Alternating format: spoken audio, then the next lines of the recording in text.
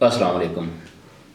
आपने इमरान खान के वो अल्फाज सुने होंगे जब वो प्राइम मिनिस्टर हाउस से डायरी ले के निकले कि कोई रह तो नहीं गया।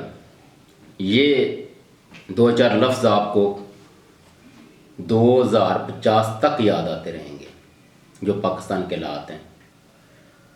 अभी आज आखिरी तारीख थी अपने पार्टी एफिलिएशन के जो कागजात हैं वो देने की, और अभी तक केस चल रहा है। गो इलेक्शन कमीशन ने इसका टाइम जो है अपना पार्टी के सर्टिफिकेट देने का वो 7 बजे तक कर दिया है, लेकिन 7 भी दूर नहीं है, 5:30 तो तकरीबन अभी हो चुके हैं 13 तारीख, लेकिन ये नहीं होगा।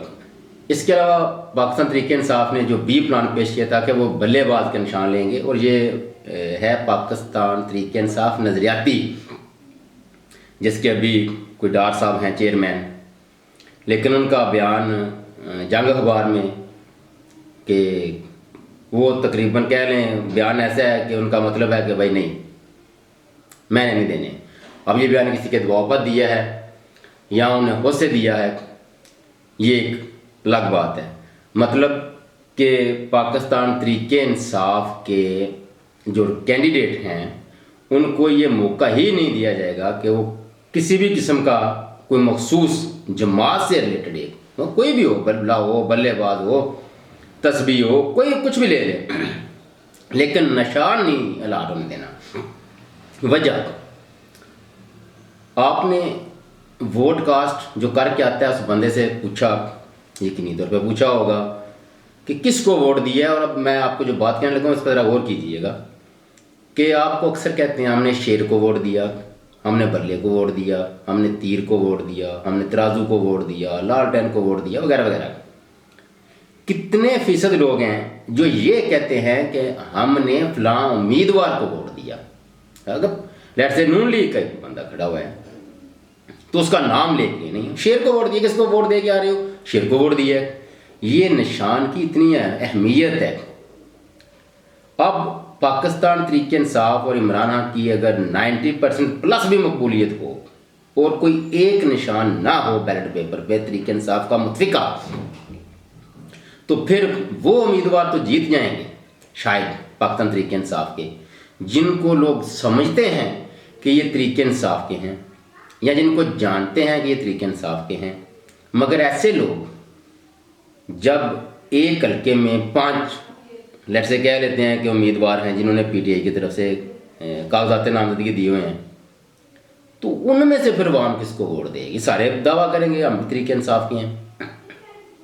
सो ये बड़ा मुश्किल हो जाएगा। और ये असल हार मैं कहता हूँ कि इमरान खान को जेल में डालकर वो इतना पीटीआई का नुकसान नहीं कर सकते जितना वो एक निशान को बैलेट पेपर से गायब करके, एक मुतफिका निशान को, पीटीआई का निशान को बैलेट पेपर से गायब करके कर सकते हैं। अगर ज़ात सी ऐसे उम्मीदवार लड़ते हैं तो फिर वो बात नहीं बनेगी, चाहे 90% प्लस पाकिस्तानी अवाम इमरान खान को चाहती हो। ये बात ध्यान में रखिएगा। इलेक्शन के नताइज फिर जो धांधली वगैरह होनी है, जुगलू फिरना, वो एक अलग से बात है। इसके बाद पीटीआई के उम्मीदवार जो बिलफर्ज पहुंच चुके हैं, जाते हैं तो उनको पुलिस रोक लेती है, उठा लेती है, या उनके कागजात नामजदगी लेके भाग जाते हैं। वो सॉरी नामजदगी नहीं, वो जो उनको आते हैं वो कुछ निशानात लेने के लिए, तो वहाँ उनको रोक टोक, यानी उनके लिए रुकावटें हैं। और आम आदमी भी वैसे तो आयन और कानून को जूते की नोक पे रखता है, लेकिन उसका इतना मैटर नहीं करता। पाकिस्तान के बड़ों ने तो आयन को जूते की नोक पे रखा हुआ है। अभी 2 घंटे पहले एक वाक़या हुआ है, बैरिस्टर गौहर अली पीटीआई के जो चेयरमैन भी अभी हैं, पाकिस्तान सुप्रीम कोर्ट में अपने दलाइल दे रहे थे, तो अचानक उनको खबर मिली कि उनके घर पर हमला हुआ है। तो वहाँ से छोड़कर गए, जाके देखा सारी सूरत हाल, तो हुआ था 3-4 डालों पे लोग आए थे, उनके घर वालों को तशद्दुद का निशाना बनाया और कुछ सामान को, कंप्यूटर को, ज़रूरी कागजात भी लेकर चले गए। जब बैरिस्टर गौहर अली वापस सुप्रीम कोर्ट में आए, आप रवैया ज़रा मुलाहिजा कीजिए इंसाफ देने वाले दारों का। तो जब बैरिस्टर गौहर साहब बात करना चाह रहे थे, उनको वो वाक़यात बताने, तो चीफ जस्टिस कह रहे हैं कि नहीं आप फलां को बताएं, तो वो बात सुनता है, जब ना वहाँ सुनेगी तो फिर हम हैं ना इधर। सुप्रीम कोर्ट में बैठ कर, और इसी सुप्रीम कोर्ट में जब लोगों की ज़मानतें होती थी तो जज खुद कहते थे कि भाई बाहर निकल के प्रेस कॉन्फ्रेंस कर लो, हम तो ज़मानत ही दे सकते हैं। जब इस हद तक जाएंगे हालात, और फिर बेशक आपको मेन स्ट्रीम मीडिया अखबारात में ऐसी खबरें ना भी मिलें, लेकिन ये इंफॉर्मेशन का दौर है, खबर तो छुपी रहेगी नहीं। और कब तक कबूतर की तरह आंखें बंद करके मुल्क का सत्यानाश करते रहेंगे अपनी ज़ाती ना और ज़िद की खातर। आयन और कानून के ताबे जब तक इस मुल्क के आला इदारों और उस दारों पे विराजमान लोगों को कानून के नीचे नहीं लेके आते, उस वक्त तक पाकिस्तान में जमहूरियत, बुनियादी इंसानी हकूक ये ख्वाब ही होंगे। हालांकि इस्लाम में तो था, आप सल्लल्लाहु अलैहि वसल्लम ने कहा था कि अगर मेरी बेटी फातिमा भी करती तो उसके भी हाथ काट देते। इस्लाम में तो सज़ा का मयार ये था, और पाकिस्तान में एक सही सज़ा याफ्ता मुजरम को बाहर से बुलाकर मुसल्लत करने की कोशिश हो रही है। और उनके घर के अफराद सरेआम कहते हैं कि हमारे पास वीडियोज़ हैं जजेस की, आला काम की। हालांकि किसी भी मौजूद माशरे में जो इस तरह की ब्लैकमेलिंग करता है केस उस पे होता है, जबकि पाकिस्तान में ये उल्टा है कि जो ब्लैकमेल करता है उसको कोई कुछ नहीं कहता, जो ब्लैकमेल हो रहा है वो ऑलरेडी मजलूम है, चाहे उसने कुछ किया या नहीं किया, लेकिन उसको ब्लैकमेल तो किया जा रहा है ना। और सारे अदारे उसी के खिलाफ जाते हैं, तो कौन फिर। और इसीलिए पीडीएम की 16 साल हुकूमत में, 16 माह की हुकूमत में, सॉरी, कुछ 7-8 लाख के करीब बंदे तो स्टार्ट के पहले 7 माह में चले गए थे, और जब इनकी हुकूमत खत्म हुई तो तकरीबन 12-14 लाख बंदे जो इस मुल्क को छोड़कर चले गए, और वो थे अल्लाह तरीम याफ्ता।